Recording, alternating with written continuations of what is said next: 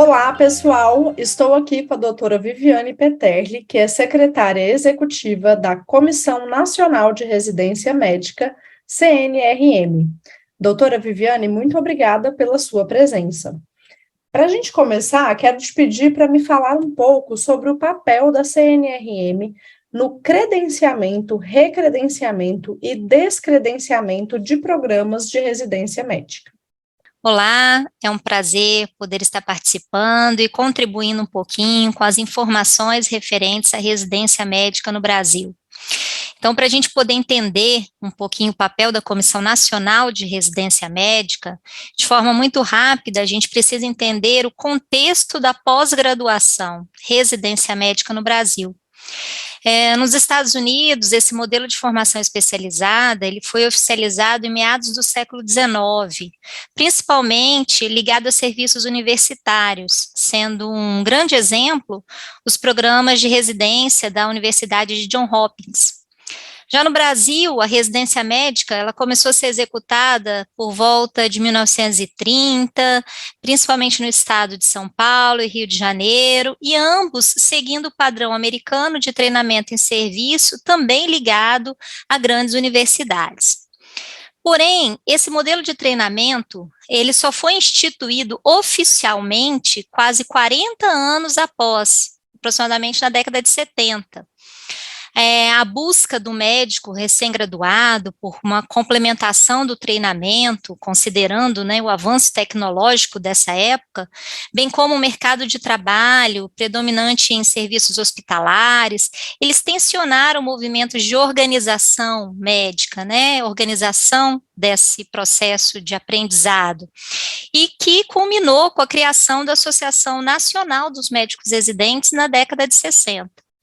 E foi na década de 70, e precisamente em 1977, que a Comissão Nacional de Residência Médica, ela foi instituída através de um decreto presidencial.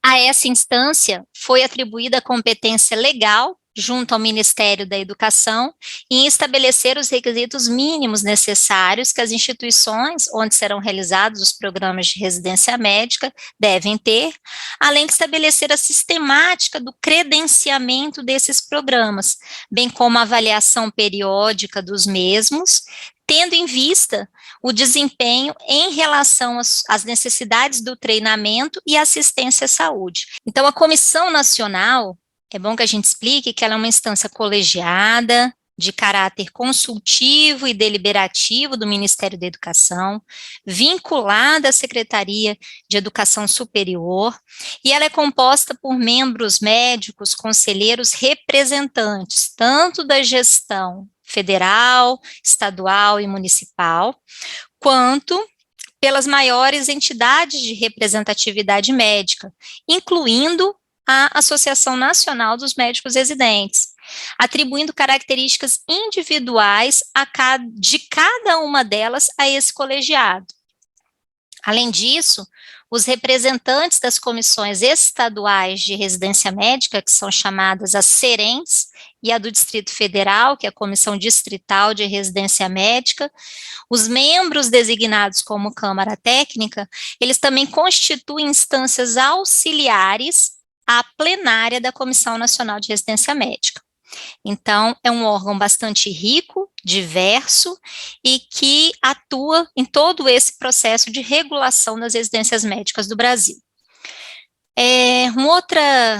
Uma outra questão que também contextualizando, né, a atuação da Comissão Nacional, que desde 1981, quando foi instituída a lei que define a residência médica, as avaliações, elas passaram a ser implementadas também com a necessidade do cumprimento de outros quesitos que reforçam esse processo de formação, principalmente em relação a direitos dos médicos residentes, garantias de direitos dos médicos residentes. É interessante também a gente ver na literatura, nos registros que existem no Brasil, que referem nesse o contexto desse período após a instituição das normativas, como o decreto e a lei, em que vários serviços que na ocasião eram centros de treinamento, eles foram, depois do processo avaliativo instituído, desconsiderados como aptos para a formação do especialista, pois eles utilizavam o residente num contexto, né, de trabalhador em saúde, ao invés de compreender aquele processo, aquele período de formação do médico, né, na aquisição de competências necessárias para que ele pudesse exercer profissionalmente determinada área do saber. Né? E depois da instituição do nosso Sistema Único de Saúde, foi uma condição de que esse treinamento priorizasse as áreas essenciais e necessárias, né, para o Sistema Único de Saúde. Então, sendo assim, a compreensão conceitual e as interrelações entre a Comissão Nacional de Residência Médica, seus elementos, os atores, ela deve ser clara, técnica, deve ser ampla, completa, visando o entendimento de que o processo avaliativo do cenário de prática, ele considera a garantia do aprendizado de excelência nos cuidados em saúde, através da aquisição de conhecimentos, habilidades e atitudes pelos médicos residentes, e a preservação dos direitos conquistados por eles, né, pelos médicos, visando uma melhor qualificação. Obrigada, doutora Viviane, por esses esclarecimentos tão ricos e valiosos para quem se interessa pela abertura ou gestão de programas de residência médica. Quero te perguntar também, o que leva programas a estarem em situação de exigência, diligência ou descredenciamento? E o que acontece com os programas que estão em situação de exigência, diligência e como a CNRM atua nesses casos? Bom, o decreto vigente, que regulamenta a Comissão Nacional de Residência Médica e os requisitos para credenciamento dos programas, ele é bem claro quanto às competências da Comissão Nacional em relação à regulação, supervisão e avaliação. O processo é semelhante ao adotado pelo Sistema Nacional de Avaliação da Educação Superior do Ministério da Educação. Desses procedimentos, exigem o processo de monitoramento dos programas pela Comissão Nacional, através das suas instâncias auxiliares, que a gente citou anteriormente, que são principalmente as comissões estaduais de residência médica. E o que é avaliado? Bom, as condições de infraestrutura institucional para o desenvolvimento dos programas, que inclui as características administrativas, instalações físicas, equipamentos, dispositivos em saúde, bem como a qualificação do projeto pedagógico do programa, que inclui também a qualificação dos preceptores, dos supervisores, do coordenador da Coreme, enfim, essas são as principais dimensões da avaliação educacional. Elas são verificadas através dos relatórios de produção, indicadores institucionais que vão demonstrar o desempenho dos serviços e na avaliação in loco, através dos avaliadores, quando eles vão às instituições, né, para avaliar os programas de residência médica, onde são examinadas as interfaces entre as necessidades do programa, tanto física quanto pedagógicas, como a correlação entre a qualificação de seus profissionais e as atividades programadas, para garantia da formação de excelência e contribuição ao desenvolvimento do sistema local de saúde em seus vários elementos. Além disso, outra questão é o número de vagas ofertadas em um programa de residência médica, porque ele tem que se adequar as condições de ofertas assistenciais e estrutura oferecida pela instituição, além da garantia financeira para a manutenção do custeio das bolsas de residência, né, e as peculiaridades do treinamento na área ou na especialidade. O funcionamento dessas instituições ou a oferta de programas sem o devido ato autorizativo, né, ela também configura uma irregularidade administrativa. Então, é vedada a admissão de novos residentes pelas instituições quando não existe esses atos autorizativos ou quando se encontra na modalidade diligência, que é uma modalidade onde há inconformidades graves não sanadas por essa instituição. Qualquer uma dessas inconformidades nos critérios mínimos, então, dos programas de residência médica vai implicar em uma modalidade chamada supervisão. Dessa supervisão pode ser atribuído o status de exigência ou diligência, como eu acabei de falar. E tem critérios muito claros, e esses critérios, eles são fornecidos para a instituição para que ela possa se adequar num período de tempo estabelecido. A supervisão das instituições e dos programas de residência será realizada sempre pela Comissão Nacional, com auxílio das comissões estaduais, a fim de zelar por esse cumprimento da conformidade na oferta de residência médica compatível com a legislação aplicável, a fim de promover a melhoria da sua qualidade.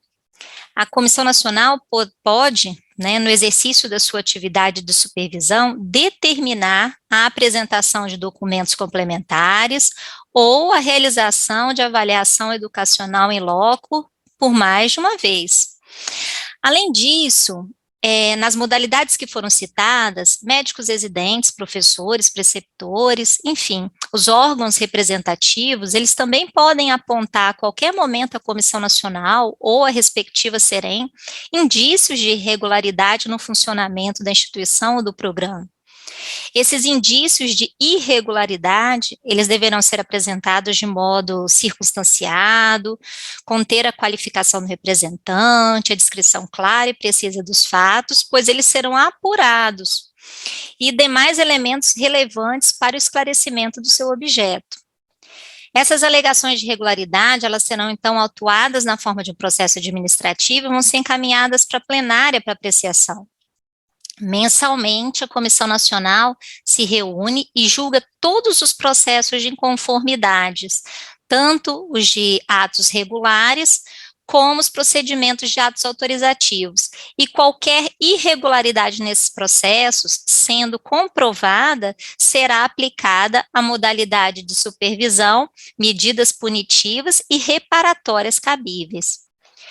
Com cumprimento ao final do prazo dessas condicionalidades, será feita uma nova visita de verificação em loco e o programa de residência médica, caso cumpra, tem o seu credenciamento renovado.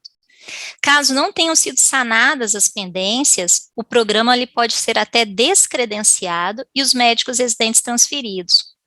Por que a gente tem esse amparo normativo? Porque deve-se lembrar que estamos falando de programas de residência médica de área de atuação, por exemplo, de 1 ano de duração. E qualquer atraso por prejuízo na formação, ele tem que ser julgado de forma célere. Por isso que a Comissão Nacional, ela atua de forma incisiva e permanente durante a avaliação de todos esses processos. Obrigada, doutora Viviane, por tantos esclarecimentos tão relevantes. Para a gente fechar, gostaria de te perguntar quais orientações você daria aos profissionais que vão fazer a gestão ou apoiar as instituições na gestão de programas de residência médica?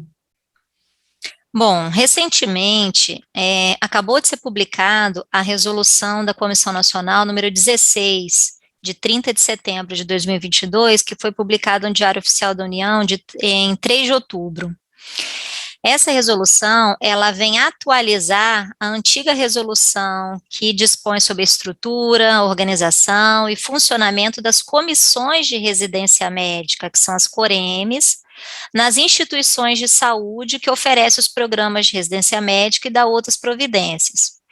Nessa nova resolução, ela conceitua o que é a COREM, conceitua o que é um programa de residência médica, o coordenador, o supervisor, o preceptor, e ela atribui as competências de cada um nesse processo.